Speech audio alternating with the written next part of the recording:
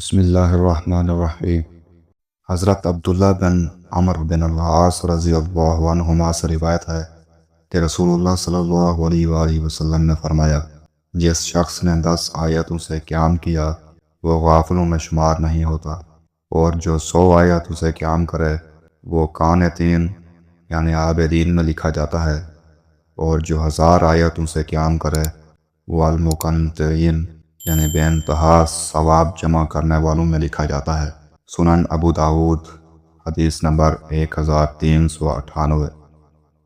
حضرت عبداللہ بن عمرو رضی اللہ عنہما بیان کرتے ہیں کہ ایک شخص رسول اللہ صلی اللہ علیہ وآلہ وسلم کی خدمت میں حاضر ہوا اور کہنے لگا، اے اللہ کے رسول، مجھے کچھ قرآن پڑھائیے۔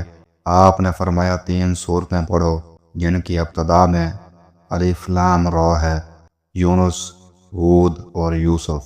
اس نے کہا، میری عمر بڑی ہو گئی ہے، دل سخت ہو گیا ہے، نسیان غالب ہے اور زبان موٹی ہو گئی ہے، اس وجہ سے یہ بڑی بڑی صورتیں یاد نہیں کر سکتا۔ آپ نے فرمایا، تو حامیم والی 3 صورتیں پڑھ لو۔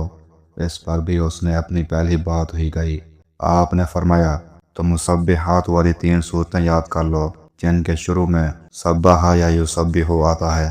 اس پر بھی اس نے اپنی وہی بات دہرائی اور کہنے لگا، اے اللہ کے رسول، مجھے کوئی جامع صورت پڑھا دیجیے۔ تو نبی صلی اللہ علیہ وآلہ وسلم نے اس کو سورہ اذا زلزلت الارض پڑھائی آخر تک۔ تب وہ شخص کہنے لگا، قسم اس ذات کی جس نے آپ کو حق کے ساتھ بھیجا ہے، میں اس سے کبھی زیادہ نہ کروں گا۔